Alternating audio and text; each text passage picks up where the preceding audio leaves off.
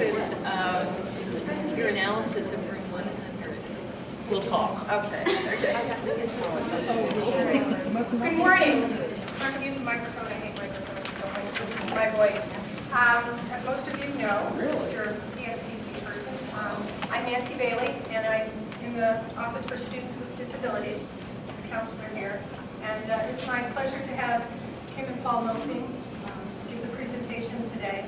I'm going to let them tell you about themselves since I left the write-up that I had back on my desk. I didn't want to run over there. But I'm lucky enough to have received some money through Perkins to have a mini grant to bring them here for faculty and staff training.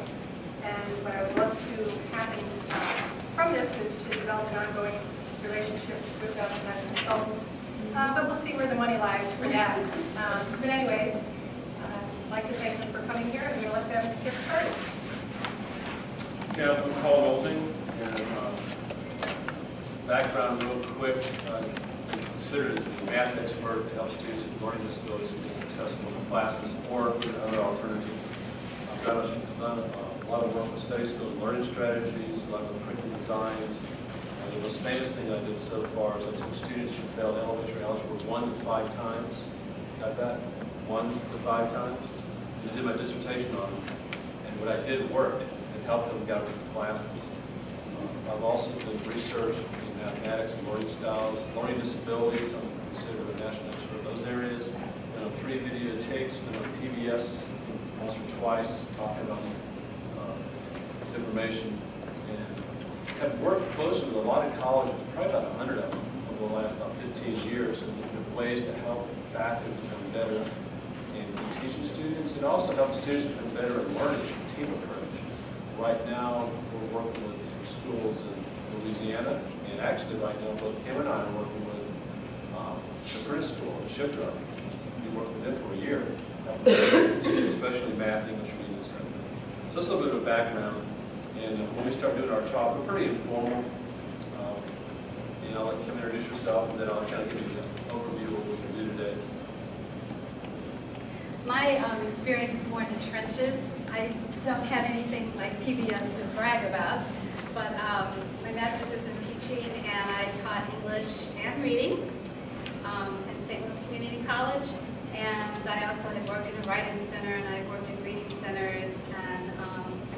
My first experience with learning disabilities was being thrown in, having to work one-on-one with these students without any training, and that was a good 10, 12 years ago.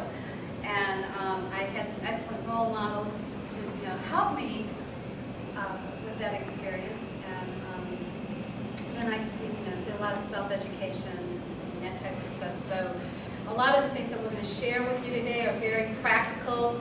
You know they work. We've seen students improve their reading and their writing and their math. I told someone jokingly that I made the mistake and switched over to administration.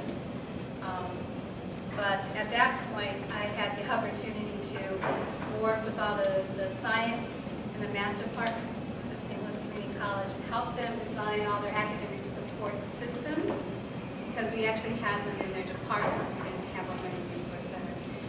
So I sat in on the classes, got very familiar with the curriculum, like with physics and engineering and chemistry, and spent a lot of time with our math faculty in their classes. And we worked together to try to figure out, what are the best ways for the students to learn, and what kind of training did the faculty and the support need.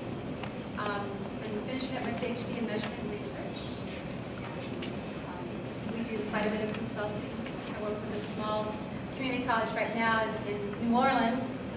We're helping them get their whole developmental education program together. They don't have one, and they are wanting to put that together. So lots of different areas we touch on. So I think we'll go ahead and get started. Yep. Yeah, I'll give you the overview. What we do is kind of switch off. If you're looking at somebody who knows a lot about math, learning styles, I understand Kim's reading, English, and also math too. I don't slide into the English too well, but I can do that. Some typical math person. Give me the formulas, let me do the problems, don't let me write about it, that sort of thing. But we've also written books, a couple on the table over there, the Winning at Math book, if anybody wants a a free desktop, I got a sign-up sheet, and that book was the book after I did my dissertation. Then I found out it worked, and then everybody said, "Where's your book?" I said, "Look, I just finished my dissertation. I want to write a book."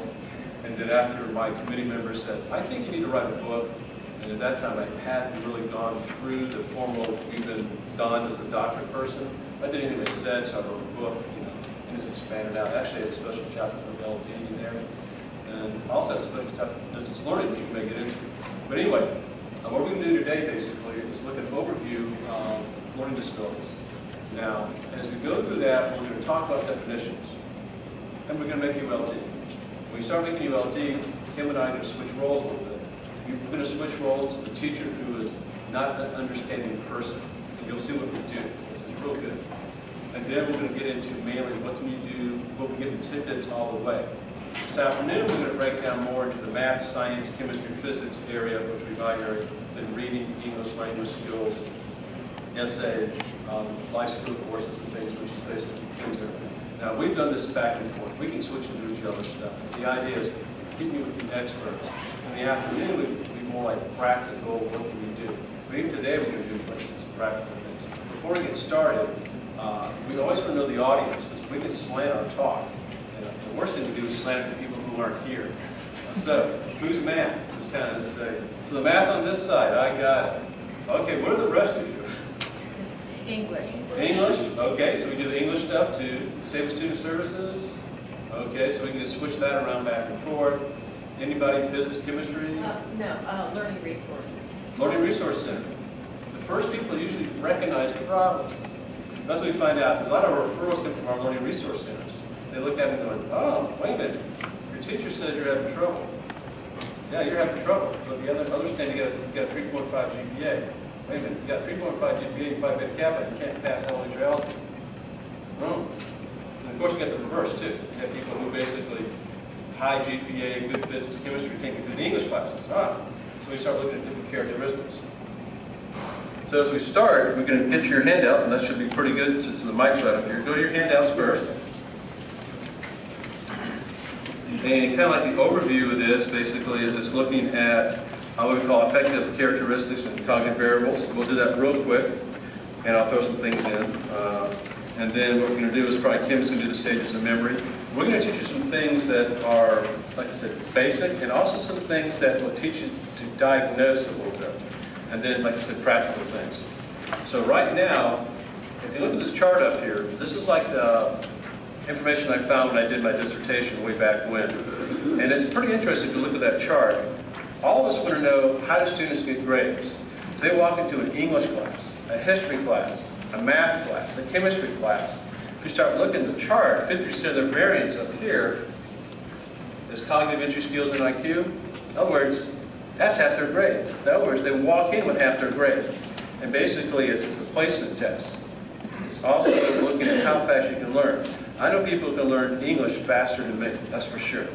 I know people that can learn math faster than me, but I also know that students learn different ways at different speeds.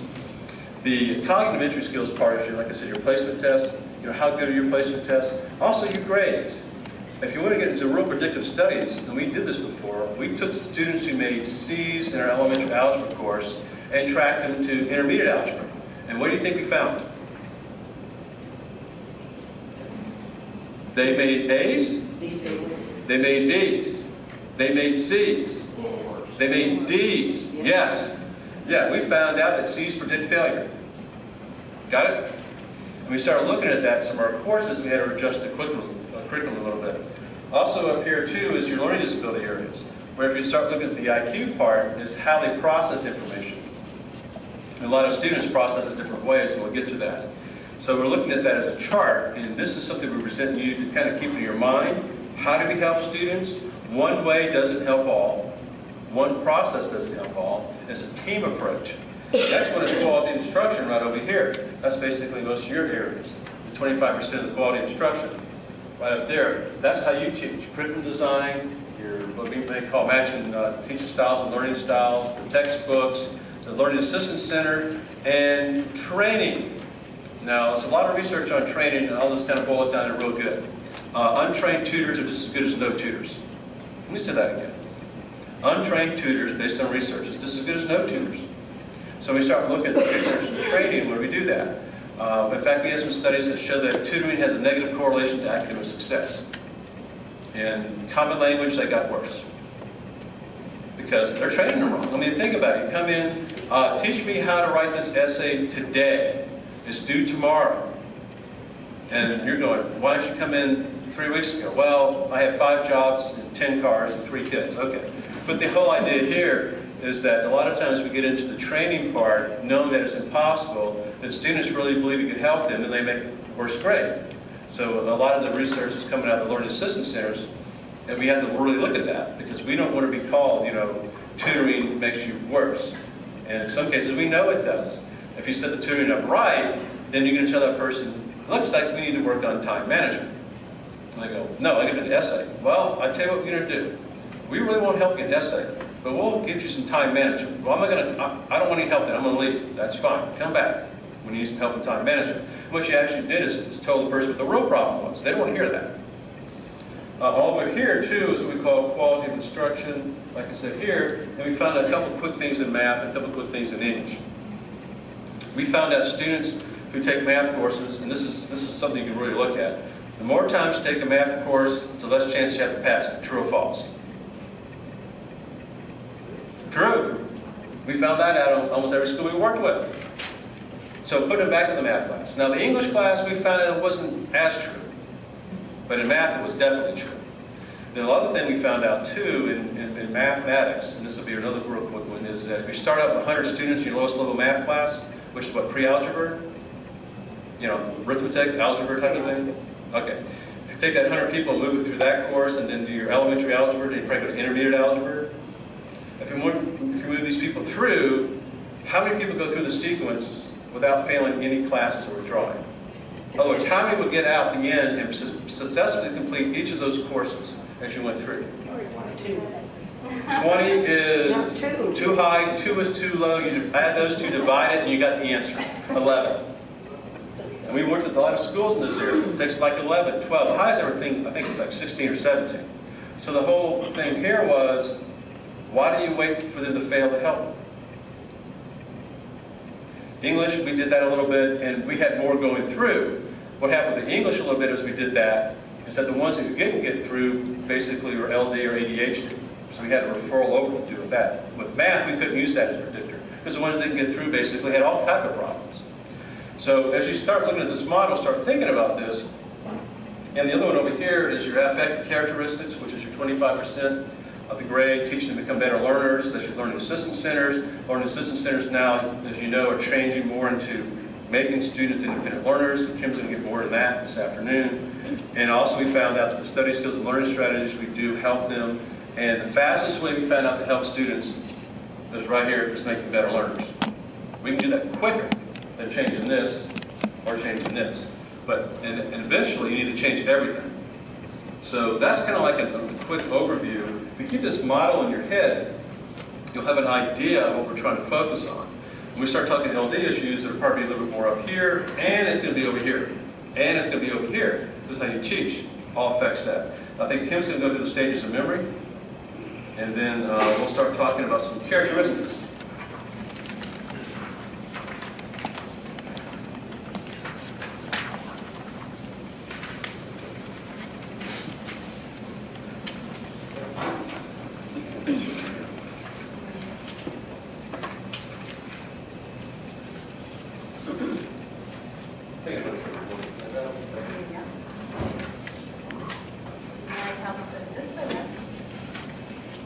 Is it straight for you?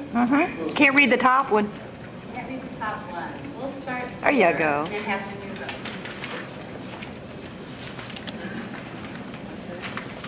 The reason why we spend a little time discussing the memory process is that when you start talking about learning disabilities, one of the key mistakes that people make is thinking that all students with learning disabilities have the same problem. Students with learning disabilities, each person is as unique as they are an individual. So the learning disability interacting with each student could manifest itself differently, okay? different learning disabilities, and we're going to talk about them kind of in reference to processing deficits, interferes with the learning at different stages of learning or different stages of the memory. All right? So that's the whole purpose of doing this. Because we can try to give accommodations, or when we're working with them one-on-one, give them strategies that might help them in a process of learning where they're not having problems. And we totally miss, we're not helping them. In fact, sometimes we frustrate them more. Okay? So this is the whole process of learning or memory.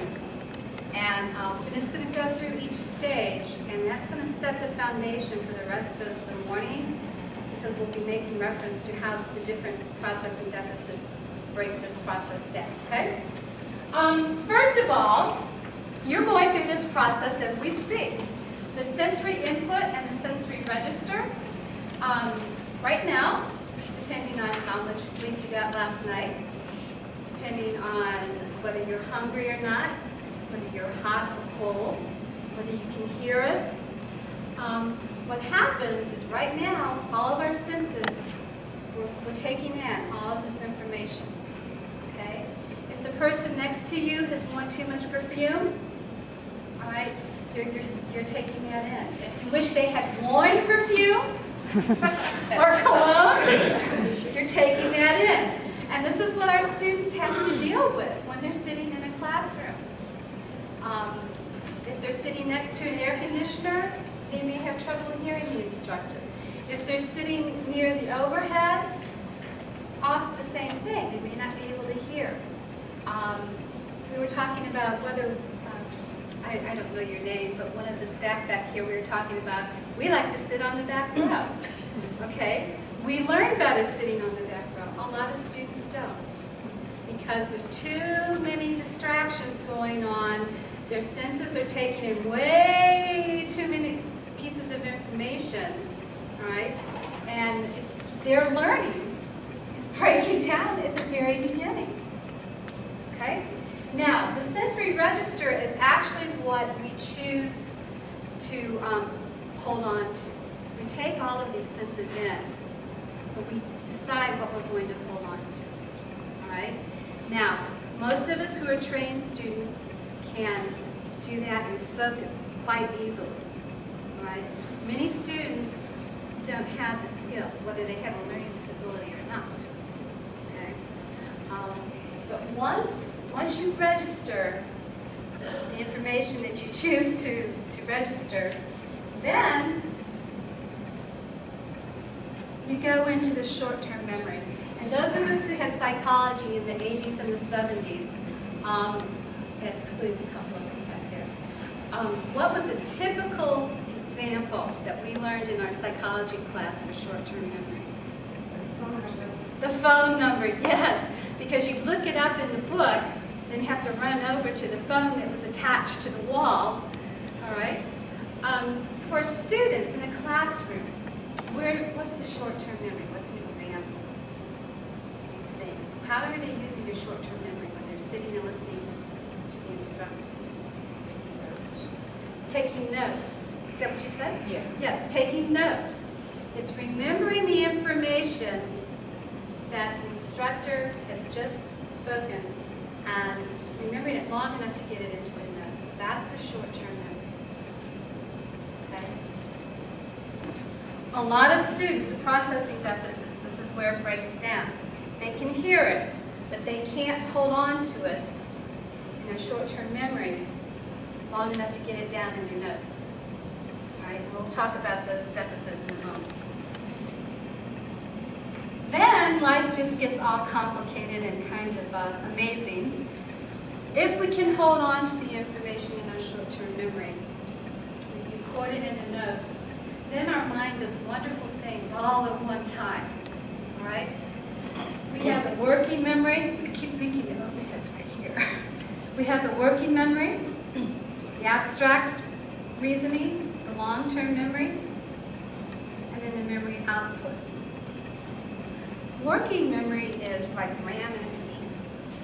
Now, for those of us who don't really understand RAM, it took me a while to be able to understand what's RAM. Okay, I know that's a good analogy. What's going on? Working memory is the ability to take information from your long-term memory, okay? Bring it forward into, I always think we'll bring it forward into our mind. I know we aren't doing that. But kind of pull it up, pull the files up, all at one time, in order to do something new, to learn something new, or to complete a task, okay? Now, some of us have more RAM than others, right? And some of us can't access, you know, it's that working memory, that's where the processing deficit falls apart, breaks the learning process down, excuse me. Here's an example. If you're doing a word problem, right, what are all the different things that the student has to think about in order to accomplish that word problem? Anyone? What information is relevant and what isn't, what question is being asked. They might need a formula from the past. Okay. How to put this together, they have to know the relationships between the quantities, Okay, the good. units. All right. What else are they having to do? Solving procedure. Solving procedures. Read. Read. Okay. They have to read. They have to decode. They have to understand the meaning of the words. And they have to remember all of this while they're doing it. They have to remember their multiplication tables. They have to remember the math that they've hopefully learned in 3rd and 4th grade. So it's that ability to pull up all of that information at one time and solve the problem. When they're writing a paper, it's very similar. They have to pull up all their grammatical background, you know, how to form a paragraph. If it's something about a personal type of narrative, they have to draw on their memories about their past experience. They have to remember what the instructor said. I mean, working memory is very complicated. So what we see as kind of a basic task really isn't.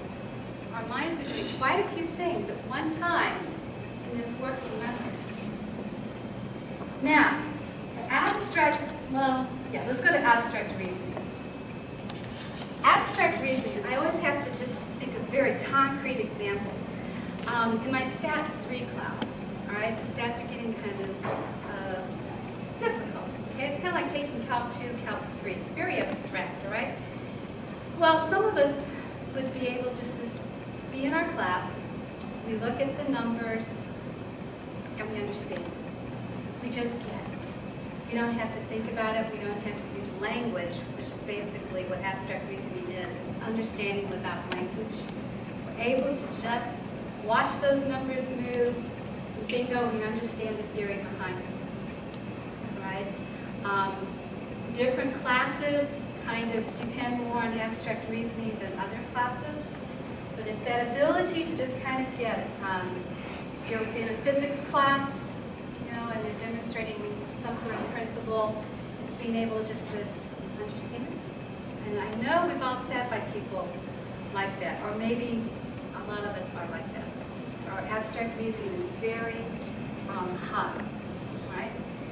Once again, many of the processing deficits will break this ability down, or they may not have it. This is very serious if the processing deficit breaks down here for math. It's very, very serious. Then we have long-term memory. We all know what that is. It's basically just the storage of all the information that we have. Okay? Now, some students that we have, and I know you guys have probably experienced it if you work one-on-one with them, they'll understand it on Monday. They really understand it, all right?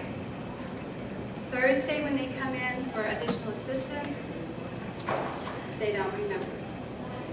And when you try to review with them, you're not reviewing. It's like, oh yeah, I remember. It's like teaching them all over again. All right? That's the difference between having just kind of forgotten or having a learning disability that they didn't get into their long-term memory, right? And Paul will talk quite a bit about this in the math classes. And I think at times in English classes, there are accommodations that, as a faculty person, we kind of grimace at, like formula cards, you know, or cards with grammar. A lot of times, though, the students really do understand it. The learning disability just keeps them from ever lodging it in their long-term memory. But that's Paul's can of worms that he can open up later. Okay. All right. Then the memory output. We've all had students who, we know that they know the information, and then when it comes to the test, it's just blank, right? Now there's all sorts of reasons for that. It could just be test anxiety, right? But for some students, their learning disability, they're fine all the way through the learning process until it gets to the memory output, and they just can't pull it out, okay? And so that's why there's sometimes different testing accommodations. They can pull it out, but it just takes longer. That's also sometimes why we do alternative testing methods. For instance, when I taught English, I always conferenced with the students once they had their rough draft. And, no, actually with the student I'm talking about, we were conferencing before they even had their rough draft. They were talking about it. And she comes in and she talks about what she's going to write about. And it's really sounding as though she was going to produce an excellent paper. She had the concrete detail there. She, it was organized in her mind. It was just wonderful. And then I didn't know her very well. I had no idea that she had a learning disability. She had not revealed that to me, okay? I get her paper, and it's like a fifth grader wrote it. She could not access that information and get it in and on the paper, right? So we talked about it. That's when I found out she had a learning disability. Okay, and it interfered with her accessing all this information, getting it in on paper, right? It also simplified her writing, and we'll get into that later, okay? But she was afraid to use the words that she was speaking because she didn't know how to spell. So anyway, the memory output is just being able to demonstrate the knowledge in some form. And most of us, it's the written text. So, what we're going to do is talk in more detail about learning disabilities and how they break down each one of these steps of learning, right? And then later on in the afternoon, we're going to be talking about strategies that we can use to help the students do what I call a bypass, okay? I like that analogy. I don't know if you've had loved ones who have gone through that surgery, but my mother, her arteries were just all clogged, and she looked like death before she went in. And I'm telling you, the moment she had those arteries replaced, the moment, when she was recouping, it was only like 30 minutes afterwards, she had color in her face. She was functioning. And I like to use that analogy because that's what we have to do with students with learning disabilities. We have to help them find ways to bypass where their learning is breaking down. Yes? Question. If someone says, I have trouble taking tests, that may be the problem, but could it also be that there's something else that's happened earlier and Yes. they're not figuring it out until they get Yes. feedback on the test? Absolutely, and she brought up a wonderful point. What's your first name? Betsy. Students with learning troubles, whether they're based on learning disability or not, are not cognizant of what this is. So they will say something very simplistic like, I just didn't do well on the test. I don't do tests well, okay? You'll see very simplistic phrases like that coming out. We say, well, you just need to learn how to take a test better. Oops. Well, that may not be the problem. That's why we're all here today, so that we can understand learning disabilities, can break learning down in different places. Good. Other comments? Okay, great. We will go on. And Paul, you want to probably do these other pages beforehand? We rearranged this a little bit. You know, we have one routine, and then you just try to do something a little different. So we will go back to these pages and cause characteristics. Okay? One thing we did find out in research, and I'll speak research every once in a while because people like to hear what they really know. The latest research out of test anxiety is very, very clear. It affects working memory. And people were thinking, what does it really do? Now you got to remember, if you got 256K RAM in your head, and you have a lot of test anxiety, you may go down to 64 RAM. So what it does, it eliminates the ability to process stuff through working memory. That is the most cognitive research we have out. Now the causes of test anxiety, we'll talk a little bit more about this afternoon. It could be anything. You know, math is the most common one with test anxiety. But we have English test anxiety, we have English writing anxiety, we have English blocks, we have speech anxiety, we have the whole thing. In fact, speech is probably the highest one in all the research. But that is pretty much a symptom a lot of times. If you want to go really deep in this, you might as well hit this one up. It's test anxiety and learning disability. I'm waiting. Is it? I mean, you've heard this before. I have test anxiety, I have a learning disability. My learning disability is test anxiety. Is it really a learning disability? No. Let me just answer that. No. Office of Civil Rights has ruled on this several times, and court cases have ruled on this. Test anxiety alone is not a learning disability. We do have some people with general anxiety syndrome, which is a DMS-4 code. It means they're anxious about everything, including tests, and that is a disability. It's not a learning disability, but it's more a psychological disability. So when I start doing these, we want to differentiate out so people, when they come talk to you, know exactly what's going on. Now we're going to get into what we call some common characteristics, which is pretty interesting up here. Which you probably can't read, that's why you get the handouts. Look at some of the reading common characteristics of what's going on. If you're in the Learning Assistance Center, what do you see with reading? Well, one, you see reading slow, right? One, you see basically not understanding vocabulary. But the main one we pick up in reading is that when they read it, they leave out words, or they put words in. That's a common one with reading. Most of the times it's comprehension, which usually is a short-term memory problem. Think about it. If you can't keep the information in short-term memory, Bill has 36 eggs. Julie has 5 eggs. You know, then how many eggs does Bill have? Well, I don't know. We go back and reread it. And that's what usually happens. You have to go back and reread it and reread it. So a lot of students with learning disabilities and short-term memory have to reread things several times to pick it up. Now, if you're smart, they're really difficult now to get books on tape. Now, it enters auditorily and visually, and they still got to reread it a couple of times. But they'll pick up the information more. So that's one of the reading ones. If you look at some more reading areas, this is for a glance real quick here. Difficulty identifying important points of the theme. That goes to higher level. You can start with low level, which is the vocabulary words, and up to the symbolism concepts like that. Poor mastery of phonics.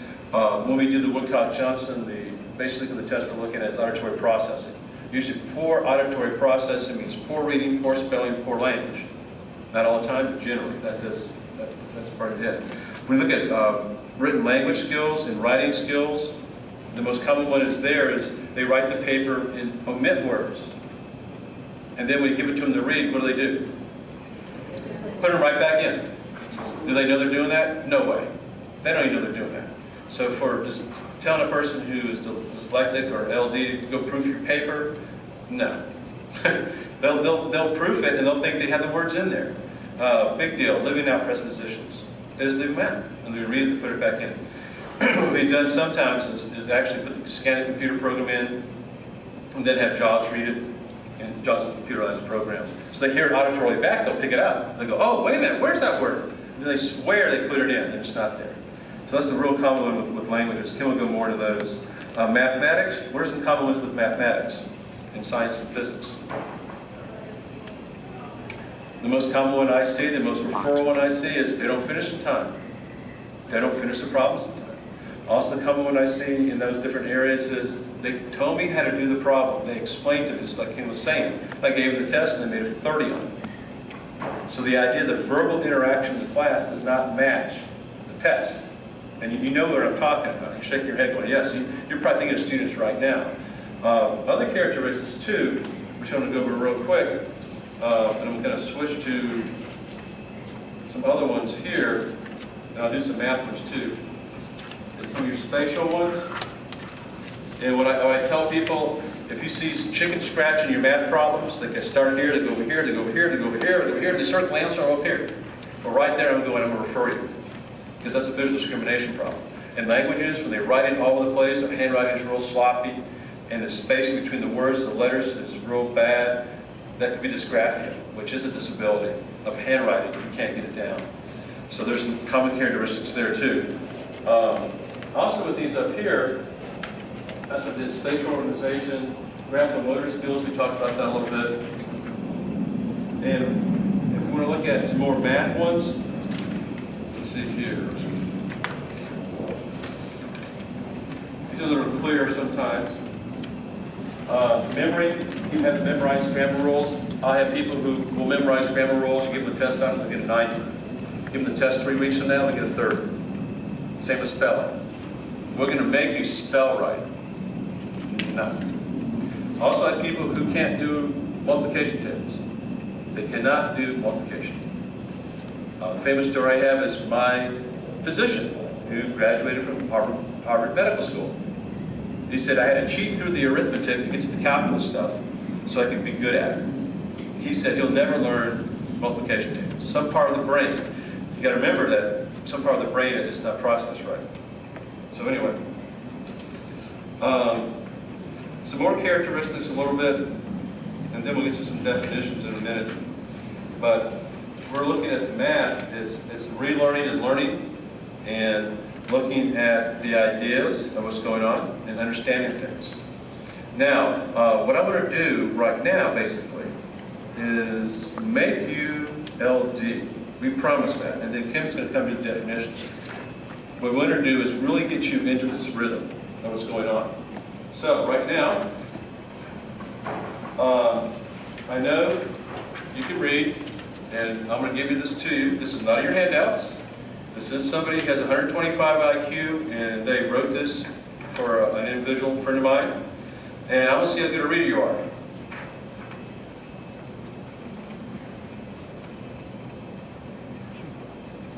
Okay, remember we talked about going out of character. I'm going to go out of character a little bit and be somebody who is not an understanding person about learning disabilities. We're in a reading class. Bonnie has per paragraph. Who wants to read Bonnie's paragraph? Well, can't you read? What's going on here? Look at this. Bonnie has visual perception problems. You can't get that. What's the next thing it says? Keep reading. Bonnie has visual perception problems. She has average intelligence.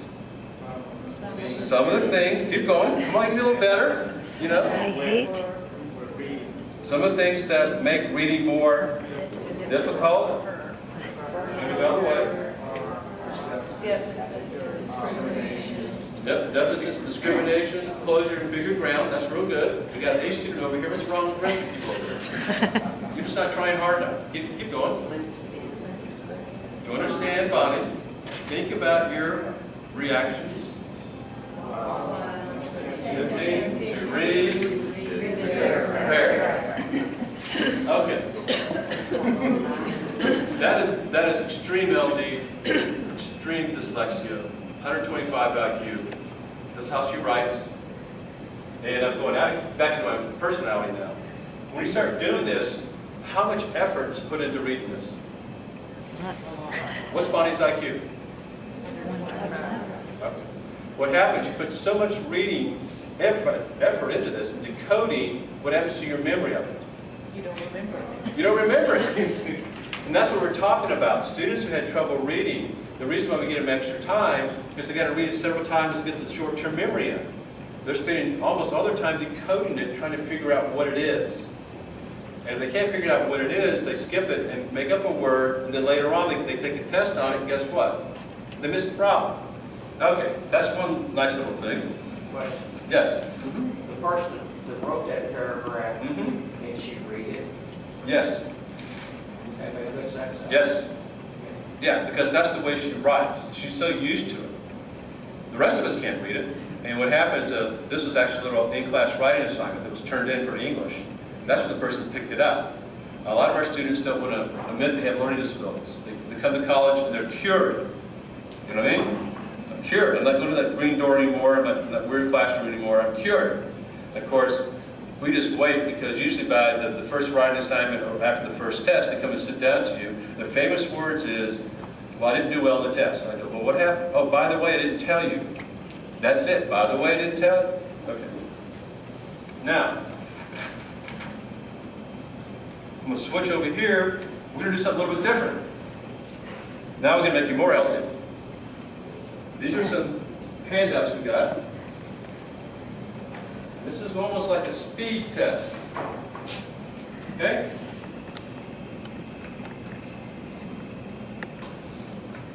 I'm going to see how fast, I'm going to probably lean down here. I'm going to see how fast you can read these. Go. What's this one?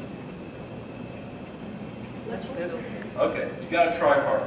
You got to go back. This is only third grade stuff. Let's keep going. Ready? Go. This one here. What's this one? This one. This one. Right. That's pretty good. That's too fast. This one? What? This one, yell out. Six. People who said sex, that's the Freudian slip. We already know something right. Keep going. Okay. That's Okay. why I feel in the background. That's good. Next one right here. B. Keep going. Yell. Good. The math people aren't doing too good over here. I didn't hear you over here. Keep going. This one. We did it. Something. Okay. Now we're about 12th grade. Ready to go. Together. Wish, laugh, Try harder. You didn't do your homework last night, did you? Because. Yellow. Yellow? Pretty. And Okay. Okay, what type of test was that? visual perception. Yeah, visual discrimination. It's actually the Troy test of learning ability, the old one. So I was looking at it. Now I had a few people over here who got almost every one of them. They got it like that. People over here, yeah, need some help. The idea here is you process better than this group over here, probably. And I'm not saying you are better language than the math, but typically you are. If you're into language resource centers, you are. So you're very proud that you did well. The math people are going, wait a minute, give me math problems.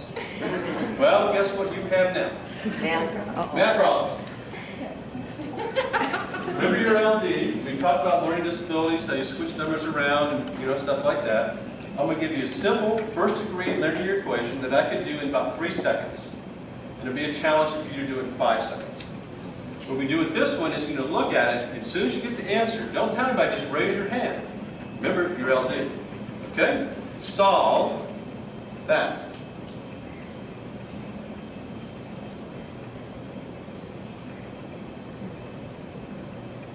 Got it? Good. Got a genius over here. I'm glad you're in my class. The rest of you, I can guess these withdrawal slips, We'll send you another class. Okay.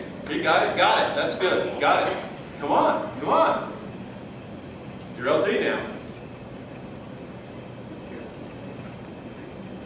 Got another one. Another genius back there. Sweet. Another one back there. All right. And they're all English teachers. Now, I'm not going to say that, but they're all English teachers. And usually, sometimes I find out that the English teachers can pick it up faster, the read teachers can pick it up faster than the math teachers. Because the math teachers are not looking in the right place.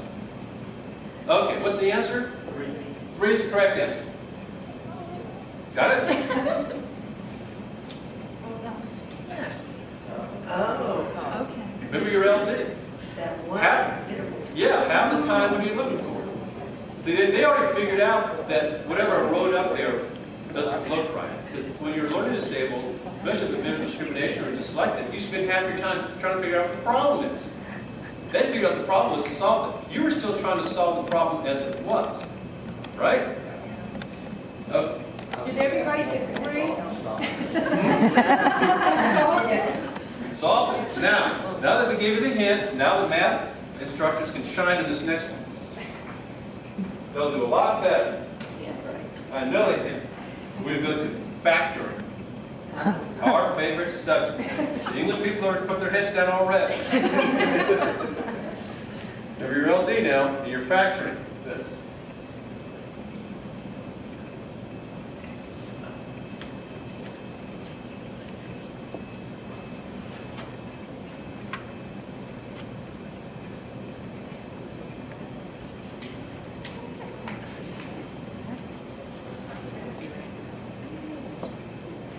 You should have it by now. Raise your hand. You should have it. Got it. Genius over here. Good. They're coming back. They're coming back.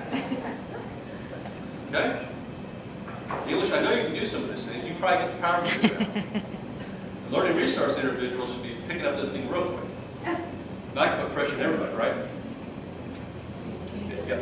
About 5 more seconds to figure out what the answer is. Got it? Another genius. Good deal. Good deal. Okay? Okay, what's the answer? X minus 9 times X plus 2. Correct.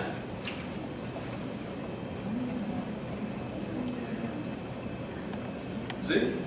So what's happening here is you first have to decide what it is. A lot of times we do give extended time, because that's the most complaint I get. Why do you give them extra time? Well, now you've experienced why for a lot of people. It takes them longer to figure out the study, and we figure out the problem. Also, ACT, well, SAT did this. ETS did a study on the SAT a long time ago, where they looked at it and said basically students with disabilities took almost an hour and 50 minutes to answer the same amount of problems as a student who did not have disability would answer in an hour. That's what we got double time a long time ago, okay? And that is probably pretty much appropriate, you know? And when we get into time things, one rule you should never do with tests and time. Unlimited time should never, ever be granted. And some of us did this by mistake. And I had students who took the test over 2 days. Unlimited time. That's when we stopped doing it. We don't do that. So that's more of some information here. It gives you an idea about learning disabilities. Now, Kim's going to come up and talk about some definitions and kind of make them more formal. So my whole deal here was to have you feel what it was to be basically LD and how it would do. So now we can get a definition up for this place. I believe, did I write numbers in the handout? Yeah. Okay. Let's go through some of the myths. So learning disabilities overview. It's important to understand these myths because sometimes even the students who have learning disabilities think these things. All right? And these myths can really interfere how we interact with students, okay? First of all, learning disabilities can go away. No, they can't. All right? That's just not true. Students with LD have low intelligence or are just slow learners. And I said just slow learners. That's not true. There are many gifted students who have learning disabilities. Their IQs are at 140, 150. And even by definition, a student that has been diagnosed with having a learning disability has to have average intelligence, or else they don't even fit into that category, okay? We hear this quite a bit. If they would just study harder or be exposed to more educational opportunities, they would not be LD. We blame kind of the environment for it, okay? To continue, students with LD have the same learning problems. That's why we went through the whole learning process. A lot of times, and this was back when I was teaching English and teaching reading, we would get these reports from this Office of Disabilities, and if you don't have any knowledge of what learning disabilities are, a lot of times the accommodations are the same accommodations. And it gives the impression that learning disabilities are all the same. Well, they really aren't. Okay? Learning disabilities can be cured. That's not true, and you'll understand that when we get to the definition. There are still people who think learning disabilities do not exist.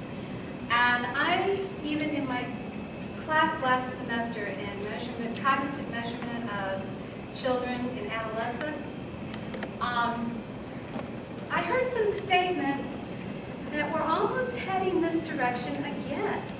They were saying, well, I think a lot of people that, they say they have learning disabilities, but it's really not a disability. It's just they learn differently. It's a different learning style, okay? Their intelligence is just different. And I'm thinking, whoa, we're heading again, back to this myth. Learning disabilities do exist. They're neurological, okay? And we are getting very sophisticated in how we can measure and actually identify these learning disabilities. More than just intelligence tests now. They're actually doing physical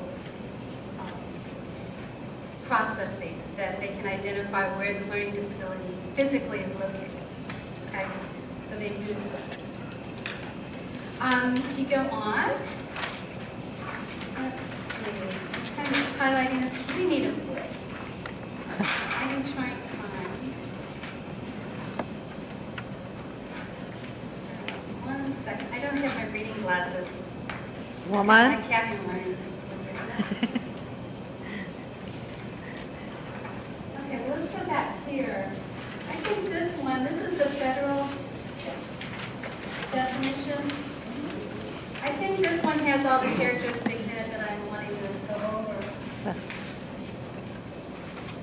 Okay, it's a disorder in one or more of the basic psychological processes involved in understanding and use of language, spoken or written, which may manifest itself in an imperfect ability to listen, think, speak, read, write, spell, or do mathematical calculations. That's why we're going over the learning process, because the learning process involves all of those skills. Oh, okay, thank you. All right. Let's call it an accommodation. This is called an accommodation. I think I'm okay now. The term does not include individuals who have learning problems which are a result of, like what I'm having, a visual problem, or motor handicaps, mental retardation, environmental, cultural, or economic disadvantage. All right? It's clearly a neurological problem that's interfering with their thinking processes or communication processes. I don't know if your campus has a definition, but some community colleges have come up with definitions. You can look at those. We included some samples. The California Community College System, this is the one I was looking for, now I can see it. Okay? Because they have several of the characteristics delineated there. That is an average to above average intellectual ability has to be there. Severe processing deficits, severe aptitude achievement discrepancies, measured achievement in an instructional employment setting, measured appropriate adaptive behavior in an instructional employment setting. Basically what they do is students are given a type of intelligence test, okay? And they give the subtests. And like if they're all above average, okay, or even more on all the areas, and all of a sudden they have a severe drop in one particular area, like maybe auditory processing, that type of thing. That's what we're talking about as far as a discrepancy. All right, Paul will get into that more. That's his expertise. Okay, so understand that basically that it's a neurological situation. It doesn't go away. And when it comes down to actual learning, working one-on-one with students, you have to find a way to bypass where it's breaking down neurologically. Now, you don't have to be, that sounds like you have to be an expert, okay? It may mean when their learning breaks down when they're trying to organize their paper. What I'm saying to create a bypass is find some way, maybe using different colored note cards to help them organize their thoughts, that's a bypass. Okay? It helps them get through that organizational step. And right, they're looking at me like, oh my God, back there. Okay, so it doesn't sound as hard as you're probably already doing. You're already doing bypass. Okay, what we ought to do then, I think, is take a break. And we're going to come back. 5 minutes, is that enough time? Bathroom break time, how's that? And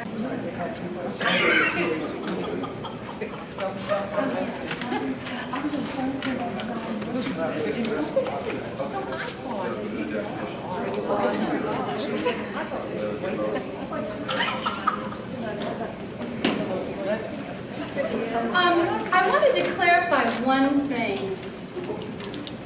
I've talked to a lot of faculty in response to some of this information. First of all, those lists of characteristics of students with learning disabilities, you might look at it and say, well, I have those problems. Okay?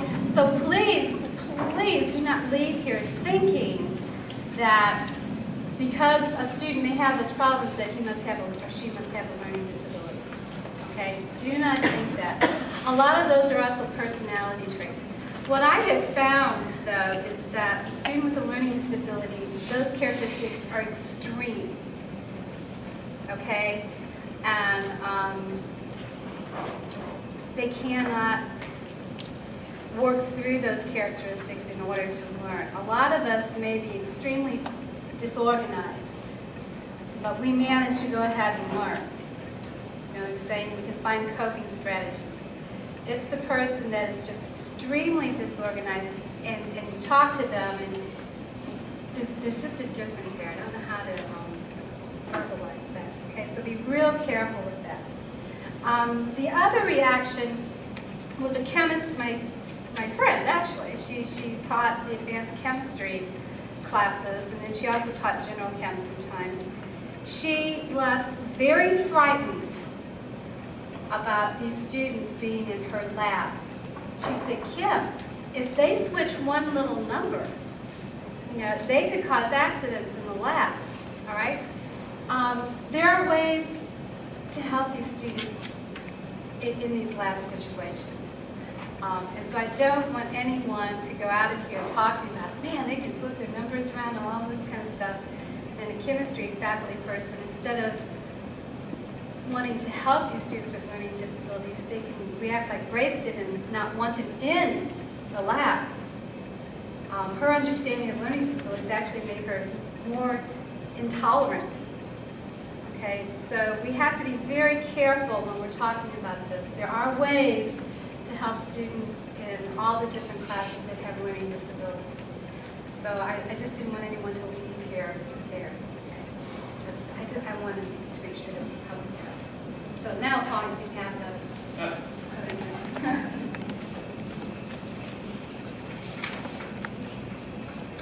We do some processing deficits, but a little bit more information about definitions of LD. How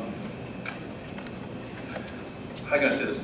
For adults, there's no standardized definition for a student to have a learning disability. Okay?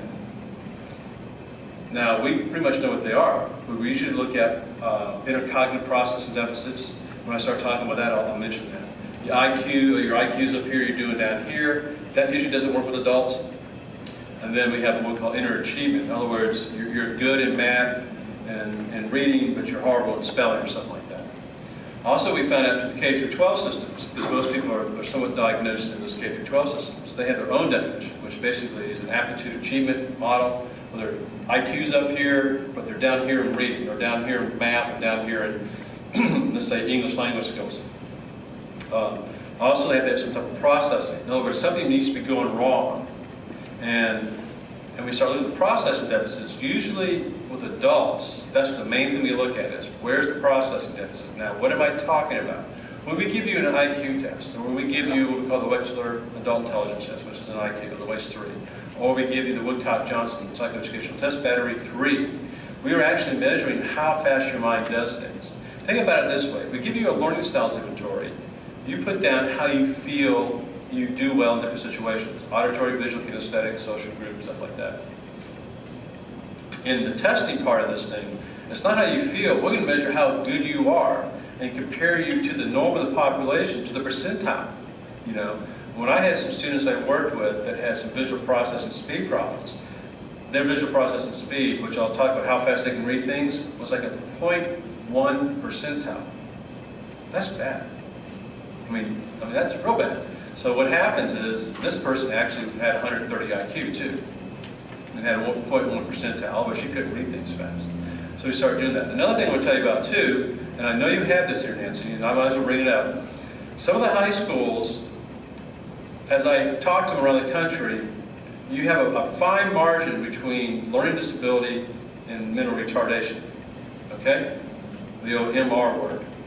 Now, the main thing we look at is in a learning disability, your skills in processing, from a graph point of view, you got highs, you got minimums, you got lows. It goes like this. It's up and down, up and down, up and down. Students who who have mental retardation or low IQs, we can call that, usually theirs are almost like a flat scale.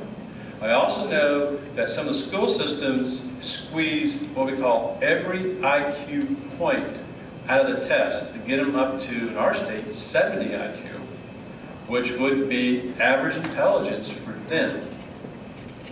Okay, and I'm telling you this because what will happen is some of those students will come here with an IEP being labeled LD. We know they're not really LD. Now, most of the times, do we accept them LD? Yeah. Or we fight the county school system. So, and then I have students that come here with 135 IQ that are gifted LD. So we got a range here. So what I'm getting at is you may want to talk to Nancy. We already talked about this with some learning resource individuals about who you're working with. And we really can't, we can tell you information about that, and we can talk about that in the helping of that student to be more successful in school. Normally what I look at real quick is their GPA. And when we do the math this afternoon, I'm going to tell them about the 3.8s, 3.5 people with GPAs that can't pass elementary algebra or can't pass intermediate algebra. They're in Phi Beta Kappa on the debate team in order to have a scholarship to a major university. Okay? We're going to talk about that. Those are different types of people. So we've got all ranges of people here. But I have to tell you that when they come in with the scores and we accept them basically as LD, sometimes we have very little we can do as far as changing that. But I want to tell you that because when I work with faculty, I always get this one. They always know the bright LD student. You know, that usually kicks around, we brag about that. They also know the ones that, how can I say this, are lower ability, and they're thinking, wait a minute, this person's not LD, they can't learn anything. They can't do the math, English, or reading, then what are the rest of them? What I'm getting at is some people will look at that one person and generalize to all LD. Just like you can't generalize from the gifted, they're all gifted because they're not. You can't generalize with the lower ability ones, they're all like that too. So that's my little speech on that one. So when we start looking at different scores in different areas, you understand what we're talking about. The main thing we want to do right now is look what we call for processing deficits. And we're going to mention this. If you leave with something today, it's, I understand processing deficits somewhat. So if I'm giving you a test, I will basically be looking at how well you process information, which is actually most times part of your IQ or your, what we call aptitude. And these are pretty much generic. I didn't go into a lot of the major details. This one up here is the visual processing speed and visual processing. Let me kind of explain this. When we give the tests out, I'll give you a test with a bunch of numbers on it in a row, and you have to circle the numbers that are alike. That is the visual processing speed test, basically. How fast can you visually look at the numbers that are alike and circle that? I also have a test that has diagrams. You have to match the different type of diagrams. That's processing speed. What we're looking at is how fast can you read? How fast can you visually process numbers and symbols so that you can do that almost in your sleep? That's what we call the automaticity thing. Automaticity is fast, fast, fast, fast, fast. So if I'm looking at these different areas right here, with this definition, it's basically how fast you can process visual information. What happens if you're very fast at processing visual information? You spend almost no working memory on it. That's what happens. When we do this test, this highly correlates with math success, the visual processing speed. And when I mean correlates, I mean significantly correlates. This is research, this is regression analysis, when they kick it into the equation. And high correlates with reading. We know that. Now, if you have visual processing speed is fast, that means that I can read numbers fast, I can read letters fast, I can speed through this, I can copy down notes fast, I can do everything fast. Well, that's good. What happens if I'm slow at this? What happens in the classroom? I can't write the notes down as fast. Well, the complaint I get from English is they went on to the third sentence in the paragraph, diagramming it, and I'm still working on the second one.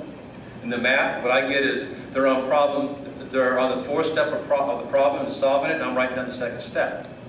And then they erase the problem, and I'm on the third step. I never even get the problem. So that's basically a processing speed thing.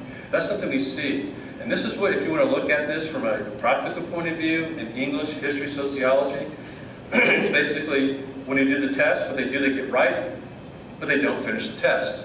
In the math, the same thing. I have some people, well, what happens, what they do is they'll get right, they'll have 15 problems, they'll get the first, not all right, the first 10 they'll have almost all of them right, and then what happens, the last ones they really mess up on because they see the time and they got to speed up, and they never get to it. That's one thing. Now, visual processing, basically, is the next one. That's different. That's visual memory. Who has a good visual memory? Okay, I'm going to write up the Pearson power moment correlation on the board. Who could look at that in 3 seconds and go down and write it? This is math. Can you do that? That's good visual memory. Okay, in English, I'm going to write 3 sentences on the board. How many times do you have to look up to write those sentences down on your notes? I have some people who can take a snapshot of that and they can write them all down like that. I have some people that got to look 10 times to write that. So if I'm looking at 10 times to write that down, how much am I concentrating on what you're talking about? I'm not. I'm paying attention. And the old saying we have a lot of people who have this problem is that they present us another textbook. And they still don't know what they're doing. In other words, all they do is copy all the notes down. I have no idea. Probably more inherent in chemistry, math, and physics because they cannot follow the process, the logic of it, because they're spending their time. Also, the worst one too in visual processing is discrimination things. They'll copy stuff down wrong off the board for English. They'll just copy it wrong. In mathematics, what do? They copy the problem wrong off the board. Listen to this one. Copy it wrong off the board, solve it correctly until what? You're wrong. Got it? You're wrong. And then what happens, they start down the concepts that they were learning. So that's another thing you have to look at, is when they write it down, do they write it down wrong? And then a lot of times we start looking at accommodations. We'll get into how you can write things down. I'll show you some different ways. But I guarantee you, they will flip the B's and the D's. They'll flip the X's. The X's rotate on their axis and become pluses, sometimes. Then over here with the English, it's the same thing. What they'll do is they'll reverse the B's and D's. They'll leave out the words that we said. And they cannot visually discriminate what's there. So this is what we call an input problem. This is common characteristics of a student with high ability. We'll have these, okay? So inputting the information.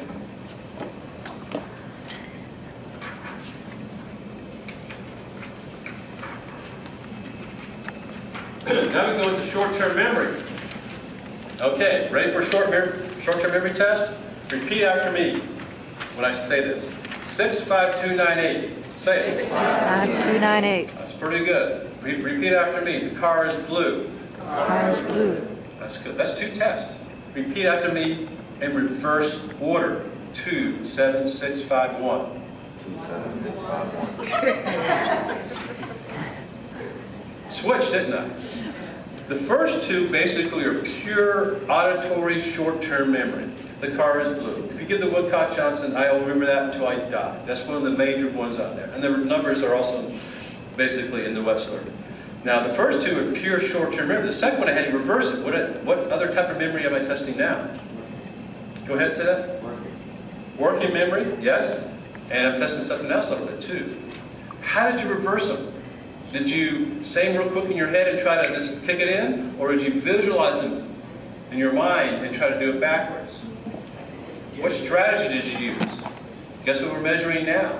Abstract reasoning.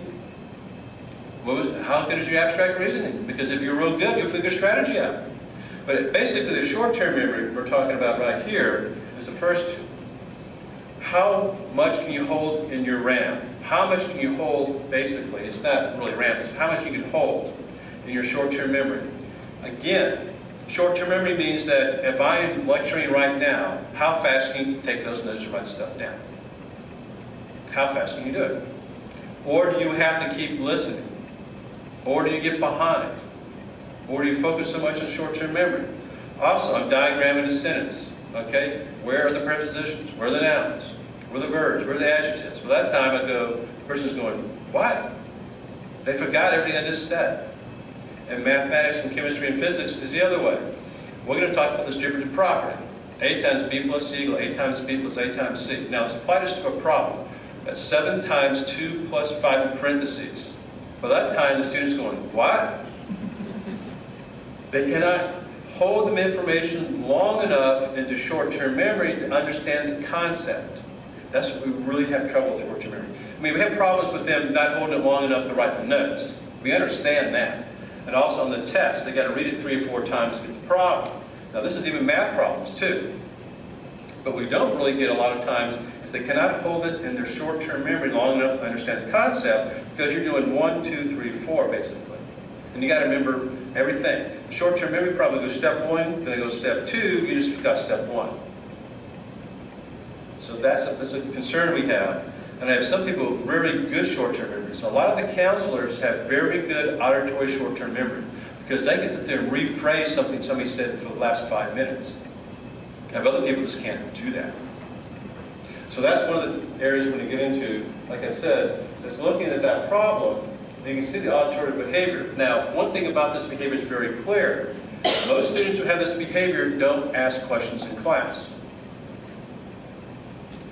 Of course, my next question is, why don't they ask questions in class? When we showing up, that's one. What is distributive property again now? They haven't been able to understand the concept even to pose a question. Yeah. Now, you're going to ask me a question. You're going to ask me, what is distributive property?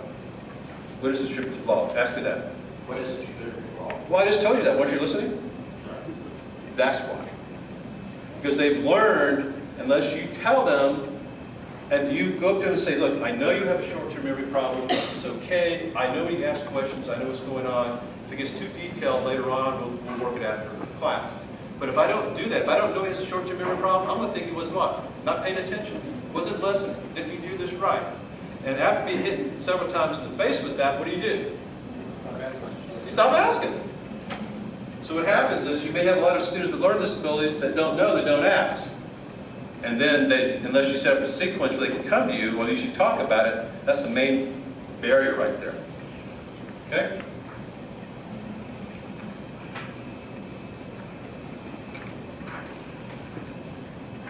We're going to hit on working memory again. And the research, I'm telling you, this is coming up. Now, the first couple ones you did, short-term memory, auditory short-term memory, all those are what I call input ones. Most of those we can fix quotes with accommodations. What you think is a student's either deaf or blind. Do we have blind people writing essays? Yes. We have blind people doing calculus? Yes. We have deaf people writing essays? Yes. We have deaf people doing, yes. You see what I'm getting at? The idea is you got to know that. And that way you can alter delivery and alter some of the processing. Now we're getting into what we call the output problem areas. Working memory is one of them. And we talked about it earlier. So what happens here with working memory is that with your RAM, how much you got, and the question is, can you improve working memory? If I make you do working memory problems, those mental exercises, can you improve it? No. In fact, working memory, as you get older, gets worse. We all know that, right? Can we make better strategies to help you understand and keep the stuff in working memory? Yes. So the key is the strategies. That's what Kim was talking about. But again, working memory would be, I did a step 1, step 2, step 3, step 4. What was step 2? How do you apply step 1 to step 4? Working memory basically is the ability to do several things at one time in your head. Or how do you solve things that are interrupted?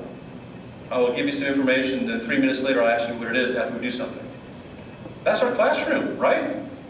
That's it. So the idea of the working memory is how we fix that. Now, one way we fix working memory in math is we give them a calculator.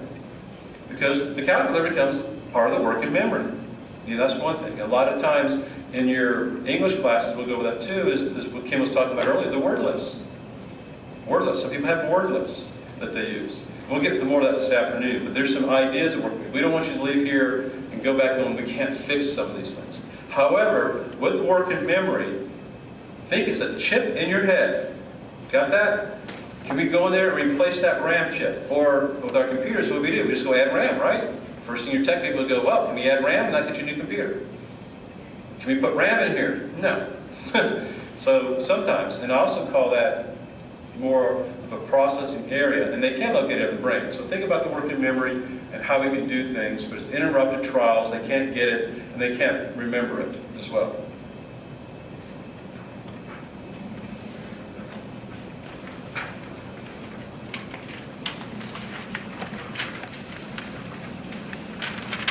Long-term memory, basically, is total comprehension of knowledge. Do you remember the dress you wore to the prom? What color it was? Long-term memory. Do you remember that first big fish you caught? Long-term memory. Do you remember the vocabulary words for the SAT? Long-term memory. GRE, long-term memory. Long-term memory is comprehension of knowledge of everything. There are two theories about this real quick. One is everything you've ever done is in your head. We just can't get it out. Other theory, everything we did in your head, and the reason why we can't get it out is called the decay theory. You know about the decay theory? It's not your head decaying. What is memory made of? Biochemical reactions. Synapse. Remember those little synapse, acetylcholine, and all that kind of stuff? Firing across there, that's your memory. So what happens is, as we teach study skills, we have you review. Why do you review? Get those synapses to fire again. Electrochemical reactions. The idea of decay theory is if you don't practice it, that chemical bond decays and kind of falls apart. That's why you can't remember it. Other people know it was hypnotism. And we do have, if anybody's been hypnotized, they can take you back way back. And you remember stuff you never even thought of. But the idea of long-term memory is unlimited access to that. However, we have some students who don't have good long-term memories. Okay? They're surviving off other type of processing. And basically, for the history, it's can't remember the dates. Okay? And math, I can't remember the algorithms. I can't remember the steps. I can't understand that. So sometimes we have that. Like my friend, the doctor can remember the multiplication tables. I mean, that's long-term memory. That's not abstract. And over here, basically, with some of your history areas, like I said, in some of your social sciences, is the terminology and vocabulary. A lot of tests are long-term memory, and it's in there. Some people have diminished capacity for that. So if I can't remember the words, and I can't remember what distributed property means, what happens when I have a test problem? Can't do it.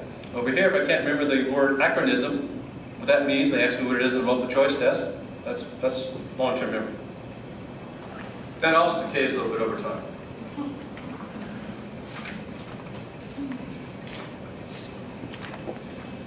They can also remember that most students with disabilities only have one processing deficit, maybe two. They don't have all these. If they have all of them, what are they? They're not LD. Got it? Next one. Abstract reasoning, highest correlation to math success ever. I can give you tests in the Woodcock-Johnson, I'm going to take be a math teacher now. It's so good. The abstract, like Kim was talking about, nonverbal intelligence. We can measure this, and based on those scores, I can probably tell you how far you can get in algebra. As long as you don't do something weird like learn math study skills or some type of, what I might call some type of processing circuiting technique. But we know this, high correlation with this. This is pure reasoning skills. Also, we know that people can be very bright without it.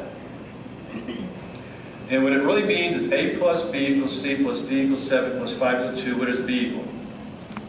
That's abstract. And the answer is, I don't know, let's make it up. The idea basically is abstract, okay?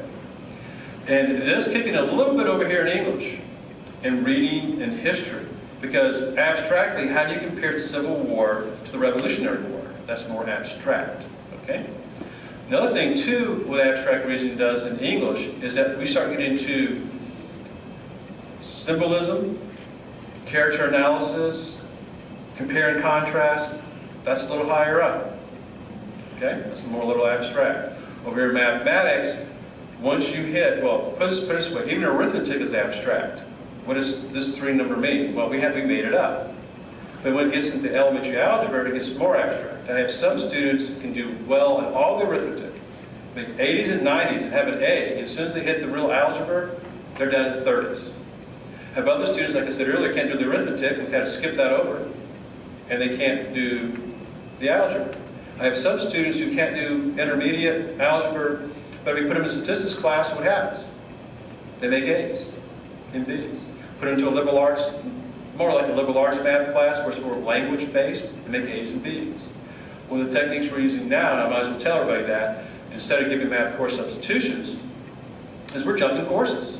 I have students who don't do well in intermediate algebra, we'll jump them up to stats, or we'll jump them up to topics that are some liberal arts math, where it's less algebra. And they'll do quite well, what we found out. What we're finding out is they're living off their verbal IQ. Got that? And the highest correlation to success in college is your verbal IQ, not your abstract. The problem is, in the abstract, they get stuck. And I can guarantee you, and I'm going to teach you some techniques this afternoon, I promise, to get the most we can out of it. But some of them ain't going to learn it. And if you've been in the business long enough, that's a sad thing to say. And these aren't the ones with marginal IQs either. These are the ones with the 3.5s to 3.8s. Also, we hear in English, I have some people will never write well. Okay? However, English is a little bit different in that you have to take home most of your writing assignments. Get people to help you on that. Now, if math had take-home tests where people could help, we wouldn't have a problem too much. See what I'm getting at? But English, that's the norm. Do your paper, get help, find somebody to work it with you, and then you may do poorly in class assignments and do well. Now, there's another thing comes over here too a little bit, that I have some students who, their in-class assignments are real poor, because they have problems. And Kim will get into this. And then their term papers turn out to be A's and B's. Now, what do we think happened? They bought the term paper. And you can go online, buy term papers, right? Of course, you can go to purplemath.com, and I can put any problem in the world in there, and it'll solve it in a millisecond. So you've got both things going on. But the idea here is it doesn't match. You're horrible in the classroom, excellent. And what happens, the person, the guy, the lady who was doing that was smart enough to get people to help them. They had a good content. So what happens, we have to go back to the instructor and go, content-wise, what was going on? Well, in class, they discussed things at a higher ability. Their oral language ability was a lot higher than their written language ability. They could discuss all this stuff and be right on target. When I gave it to them, the right they fell apart. So that's enough about abstract. This is the one, and we can't fix abstract. We can add to it. We can help a little bit. We cannot replace your bad math coprocessor up here and stick a new one in. Or over here, your language processor, put a new one in. We have to accommodate.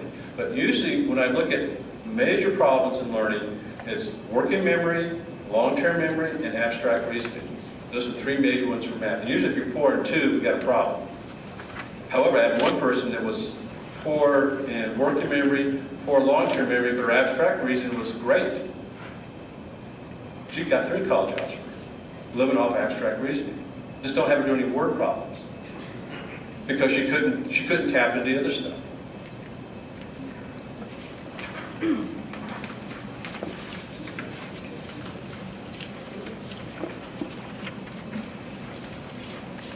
Then Kim's going to do a couple of learning disabilities in writing, and then we're going to speed up and have you actually practice some of these techniques and what you would do if the student comes into your classroom.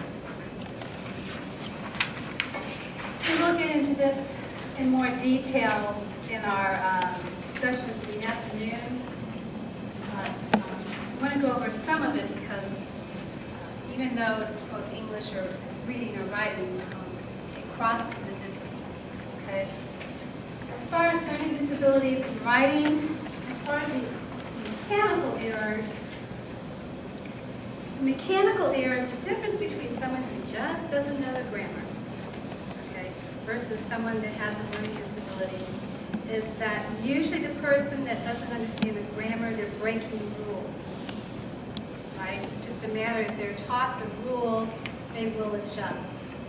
A student with a learning disability is sporadic, all right? They may know the rules, but their processing deficit is going to interfere, and there's no pattern to it, all right?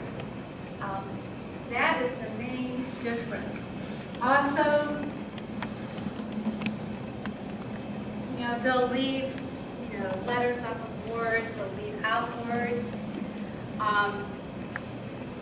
This is also, it's just different. Those of you who are in the English area, how many of you guys teach English? Okay. You know that even with students that English is a second language, there's certain patterns that they will have. Students that are Asian will have very specific patterns of leaving letters off and misusing prepositions. The students with learning disabilities, they're not going to have those patterns, okay? Maybe what they're hearing, and it's just different. You can't grasp one reason why it's happening and try to fix it, okay? The punctuation, let's see. I think in the writing handout this afternoon we have examples of this. The punctuation will be omitted, but once again, it's not like a lot of times when they are always making the sin of comma splices, right? It's just that the commas will come in at really weird places, all right? Not where there should be a period. They'll just pop up all of a sudden, or in the middle of a sentence there'll be a colon or a semicolon, and there's just no sense to it, okay? Sentence clarity. Now, we have to deal with this quite a bit in our developmental writing, where students will start a sentence and then they kind of get confused in their thoughts and they go into some other idea, right? This one is a little hard to really determine whether it's because of a learning disability or if they've just never been trained to think conceptually in just one sentence, okay? So here's an example of one. They come from a paper that a student with a learning disability. I love to go downtown like rock concerts. See the disconnect there? They probably are thinking the complete sentence, thought, but it doesn't come out in their writing. Organization. Thoughts are all over the place, all right? When I was working with students that had organizational problems in their writing, they'd come in with a rough draft, and the ideas were all over the place, okay? What we had to do was I had to kind of do an interview almost, and listen to the student talk, and you start hearing certain themes that are wanting to come, they're wanting to put in their paper. Then we have to go back, we highlight one theme in pink, we highlight one theme in yellow. It's a painstaking task, but it does help them, right? Then we got a pair of scissors, and we literally cut all the different colors out. And we put all the pink together, all the yellow, and that was their bypass for organizing their paper, all right? Then the style and the content. We've already talked about this a little bit. It is when you're working with them one-on-one and talking about a paper, the content is there, all right? And it's not in the paper that they turn in. They might have a problem when you start talking about the different types of papers, the difference between a narrative versus, an explanatory. You may see that they can't grasp a hold of that concept. I worked with a student who had traumatic brain injury, and that's actually it's much more difficult. Much more difficult, okay? Because when you have a student that has TBI, the damage in the brain, it's all over. It's not located in one place. basically because there's a little bit of space, the brain inside the skull, and so if they have a car accident, if they get hit here, it could be that more of the damage is back here because the brain gets bounced around. This man was in developmental English, learning all the grammar rules, would come in with an assignment that would have like 15 sentences. And for each 15 sentences, he had to first get rid of the prepositional phrases. Had to decide if it was a simple sentence or a compound sentence or a simple, whatever. He would have a brain jam. And so what we had to do for him is, okay, we're going to take these 15 sentences, and first of all, we're going to go through all the sentences and only think about identifying the prepositional phrases. So it simplifies the task because his working memory was just shot. He couldn't do everything at one time. And then we would go back and identify all the subjects. You can do the same thing in math. If the student has a series of word problems, you go through all the word problems, and first of all, you find maybe what you know for each problem, okay? Then you go back and say, okay, what's the question that I have to answer? And you simplify the task because they can't do it all at once, all right?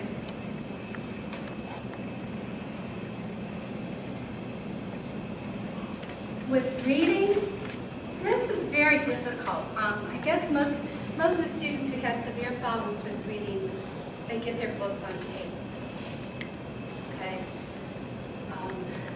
And however, one of the mistakes I learned from was in my basic writing classes. Sometimes I would have them read, and that's when it showed up. And unfortunately, this was back when I didn't know a lot about learning disabilities. You go, oops. You just feel awful because you ask someone who has a learning disability or visual processing problem or something to read, and they, it's just a horrible 2 minutes of their life and your life, okay? Sometimes if we're teaching literature classes or we're in a class like a sociology class and there's a lot of reading, what we have found helps the most is to connect with someone in the reading center, and they can work with them one-on-one and develop a reading process that works just for that student, okay? And, the type of book that they're having to read, okay? Sometimes it's the visual processing. Paul's already gone over some of this, so I'm not going to belabor it. Other times it's the short-term memory, and there's different techniques for those different learning disabilities. That's why it's always helpful to work with a reading specialist. Some things that I've noticed with students who have problems reading, for instance, in the labs, in science labs, they will partner with someone and shadow them. Okay? And what happens is they just kind of go through the process and they watch their lab partner. Now, they may learn from it, okay? However, sometimes that lab partner gets real frustrated. So if you're working one-on-one with students who are in science classes, sometimes it's good to help them read their lab process ahead of time. Right? Or if you're the instructor, most time lab manuals are very busy. Their visual appearance, and so it helps maybe to simplify the manual for them.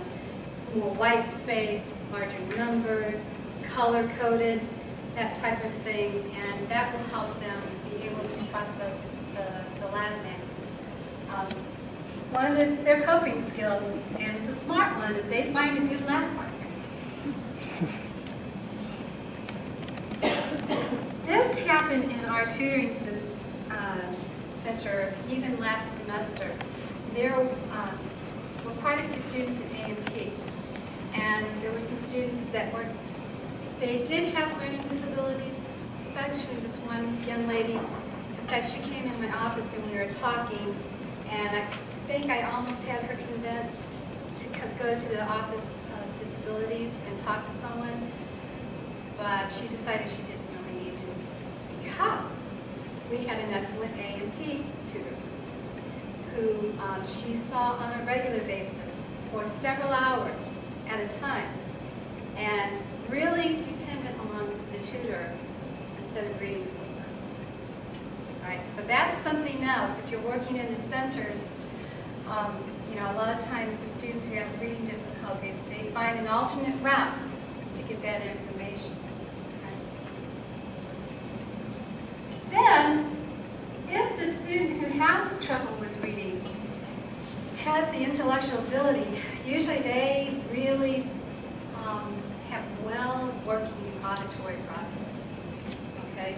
They can sit in class and they will remember everything that is said in class, so that they don't have to go home and read.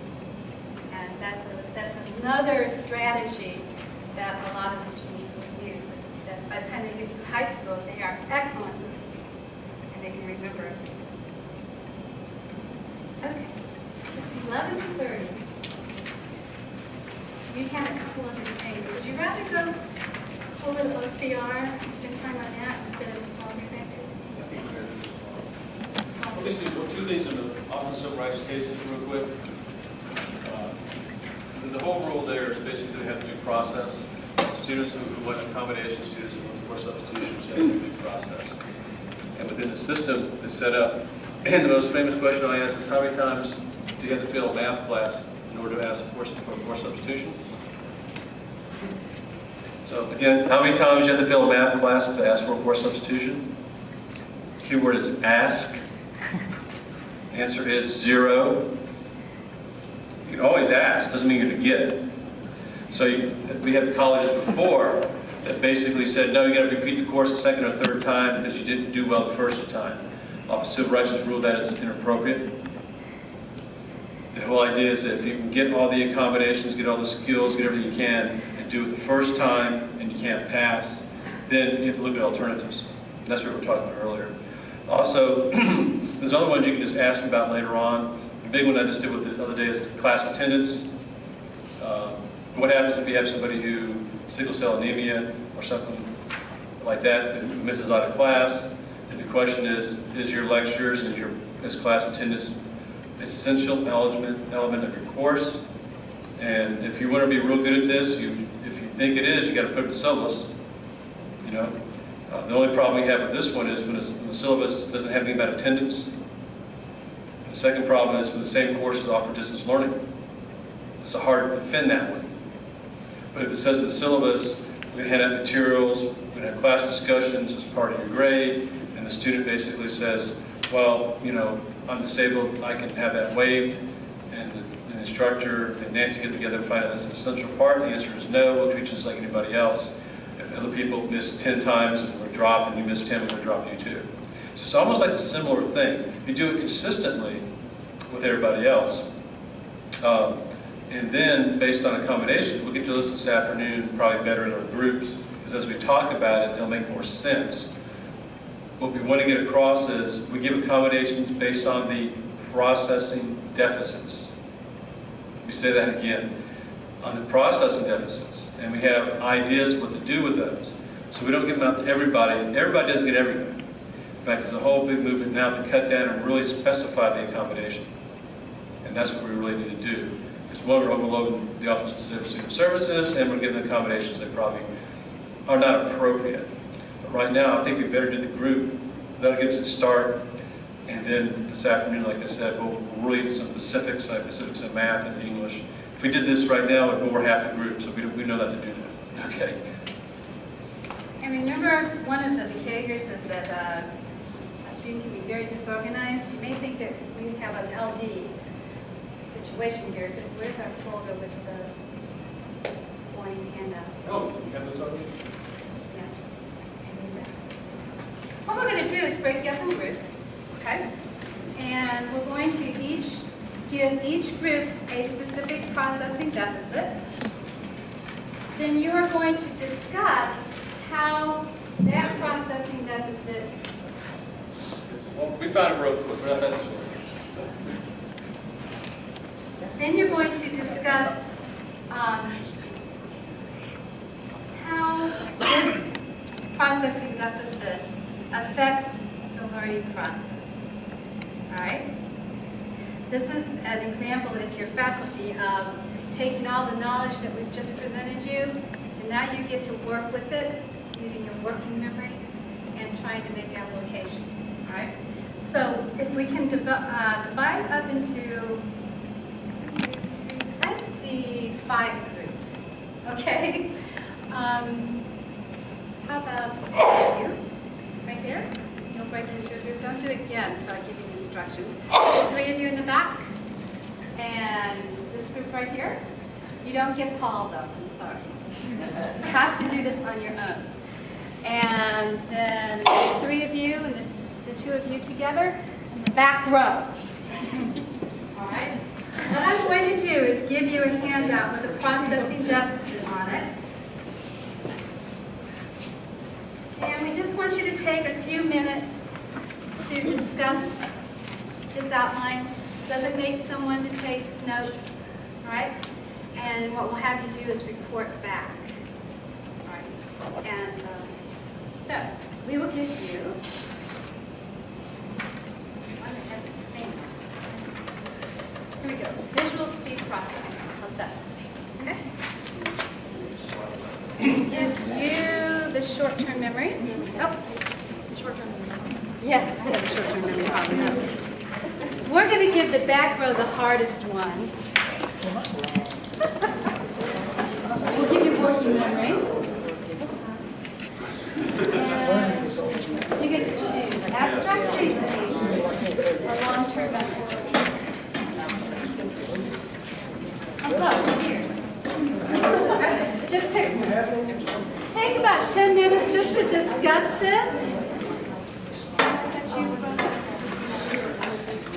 Oh, okay. Pick one of them. The one that you don't want?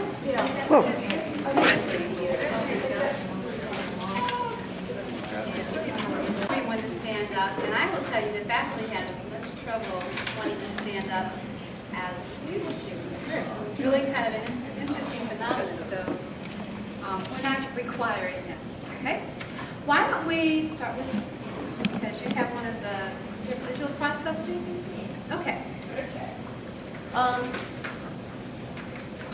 Basically, in discussing this, we looked at the idea that if there are problems with the visual speech processing disabilities, that is going to stop the learning process pretty early on, that person is going to have trouble with effectively taking notes, effectively processing information they're supposed to read, and that because of that, short-term memory problems are going to come up in completing assignments and in completing tests, inaccurately dealing with the materials, and so those are going to be the things that make it almost impossible to understand content as they go further down the line, and so that's essentially the one that has to be addressed first, I guess. Okay, good. And this is one that most of the time, the suggestions that we make are ones that can be done in the classroom. Okay? What are some things that an instructor could do, not just to help the students with learning disabilities, but just with all students in their class, to visually process the information that you're trying to convey? What are some things that could be done? Multimodal, for one thing. Okay. Don't just hand out copy of notes, but like today, show it several different ways, use examples, so they can play back with it. Okay, I'm going to repeat that so to make sure it gets on the tape. He said to do different multimodal ways of presenting the information.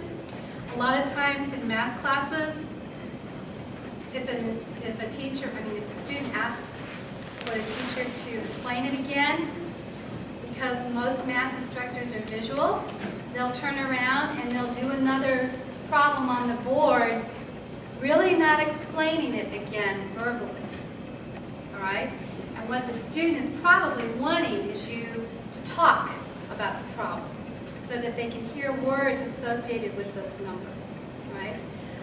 Paul will get into the kinesthetic way of learning math problems. In English, sometimes we do the reverse. We will talk about it, whether we could instead maybe find a visual way to present the information again.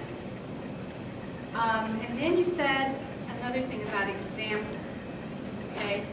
Examples are a concrete way for some students to process the more abstract ideas. So looking at use of examples will help too. Yes, other ways.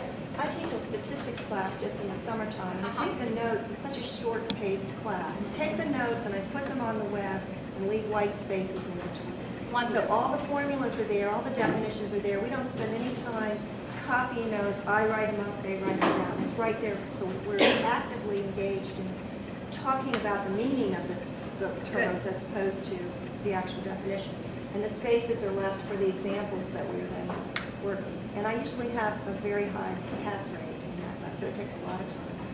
Yes, but once you have that set of notes and you have it on the computer, you can still take time to go in and revise them as you change your approach in teaching. But you have them, they're there. Plus, we pass them on to the adjuncts and to back and forth. Yes. And so somebody will modify them, give them back, after they've gone through fall and spring, and I get them again in the summer. Yeah. It's an ongoing process.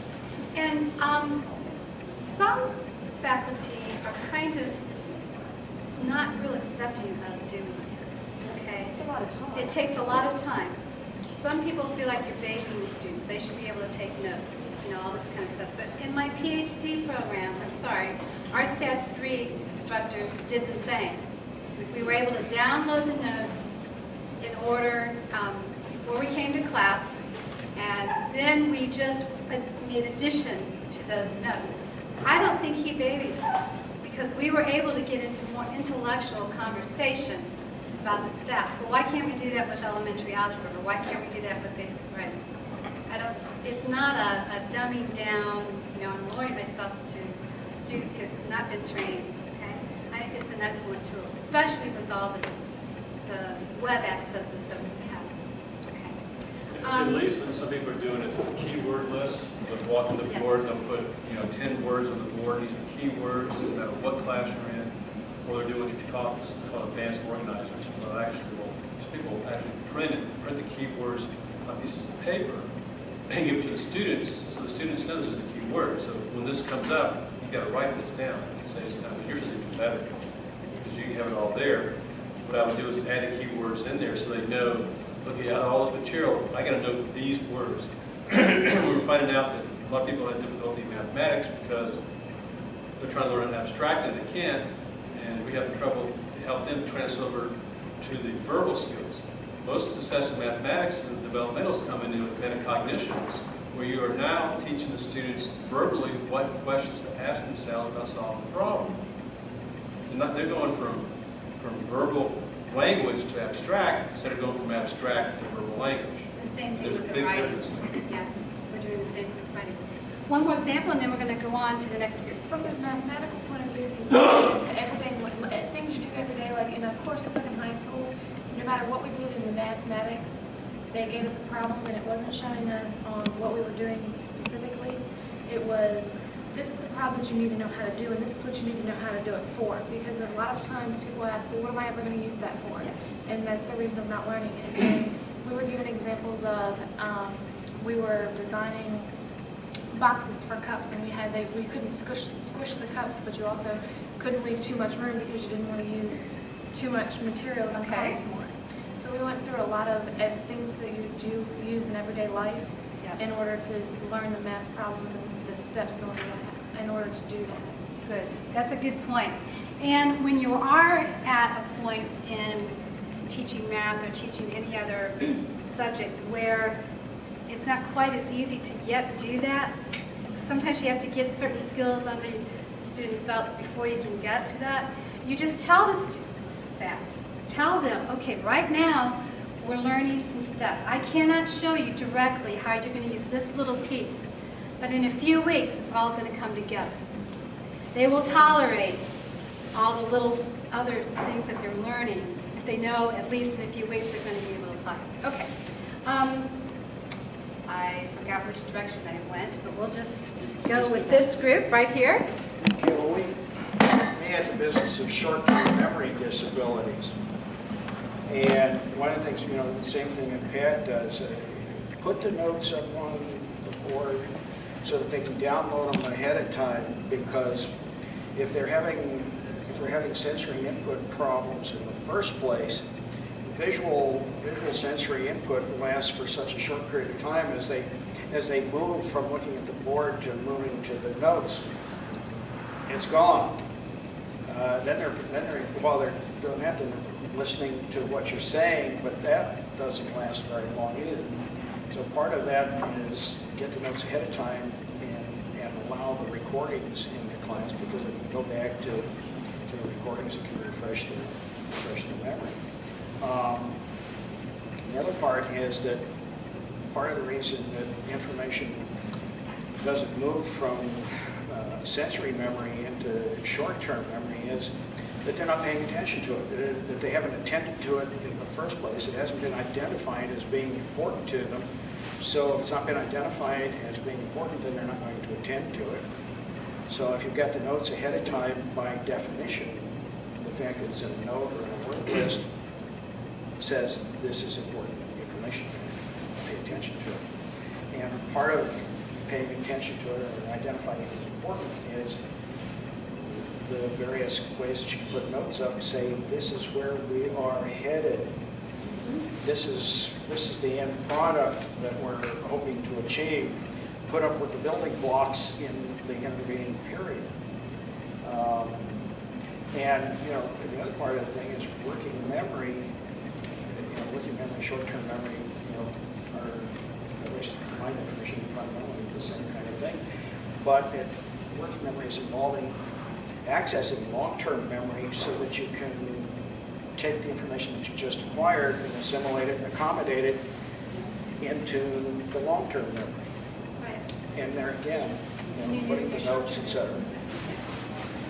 One of the things I do, I put on the web Blackboard side, I put a narrative guide, a written guide, and also a cognitive map that's put up there. So there's a visual aspect to it.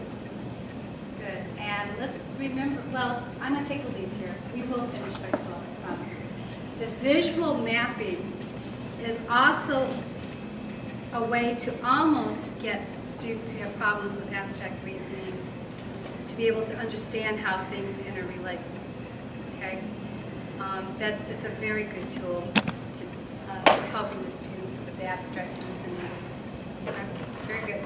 All right, let's just go here. We're going to save them for last. I like. We'll start. You just gave ours away. Oh, I'm sorry. That's okay. No, that's good. The visual mapping piece, we had abstract reasoning.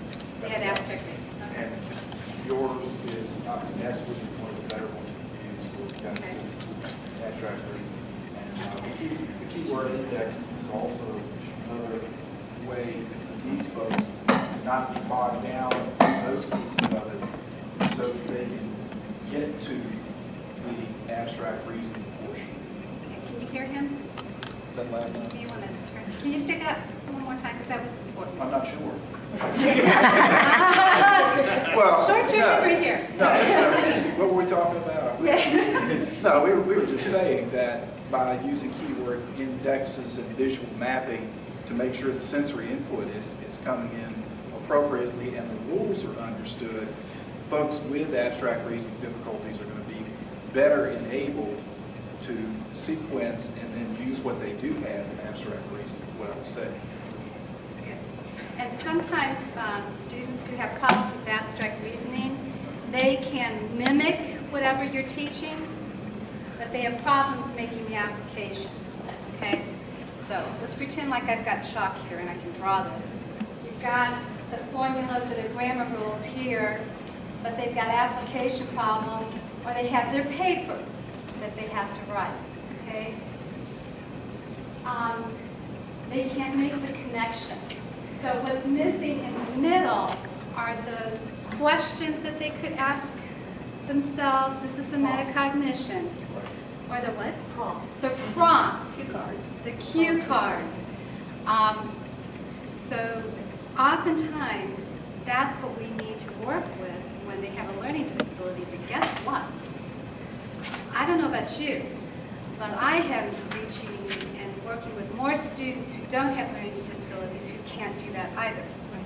They have not been trained or asked or required. Okay, and I think that's a whole cultural environmental thing. So you're not just helping the students with learning disabilities. If you can help them have that lead, you're probably training a lot of students who have not had to do that yet in their lives. Figure out how to do it. Okay? Or maybe they just have limited ability in abstract reasoning. It still empowers them. Oh, right, good. Anything else? But the other thing is to have more time from the Okay. time you present, whatever it is, whatever cognitives you're teaching, Mhm. to be able to make sure that because of the difficulties, they have more time to do the processing. Mhm. And that means giving them the cues and the cognitives up front so that they've got more time to get to the end result where you're testing them actually. Yes. So you've got to have more time before they're expected to be measured on Okay. evaluated on the abstract processes. Okay. More time and also probably more opportunities to process that with someone guiding them. We are doing it right now. You know, right now you're taking everything we've talked about this morning, mushing it all together. Okay, basically. And that's, you know, things like this can help them out quite a I bit. think we have to be careful with that because I've noticed that some of the students maybe coming out of the high schools have had everything done for them in the classroom. So they go over it and over it and over it and then they finally test on it. And they are dependent upon us sometimes to follow that same way of doing things where they're not going to go home and do their part. So we have to talk about that we're doing it differently. We're going to treat you like an adult. This is what we expect. And you've got to do your memorization part at home. But I have noticed, like at some of the major universities, I've asked some students that have been there recently, if you had material on Monday, when would you expect to be tested on it? If it was new material on Monday. And they'll say, well, of course, Wednesday. And we're ready. Here, it seems like we need a little more space, like you said. Don't test them on Wednesday. Give them a weekend to get through the processing and try it. And we're also getting into lots of other issues about community college students and students are having to work. Right. Along with that, though, more frequent, smaller assessments helps the instructor catch on to whether they're grasping those elements. So instead of like in sociology where you cover 6 chapters and being you have the test, all right, perhaps, I'm thinking out loud here, an alternate testing for someone who has a learning disability might be to have more frequent quizzes. They're still held accountable, they still have to learn it, okay? But actually that helps all the other students.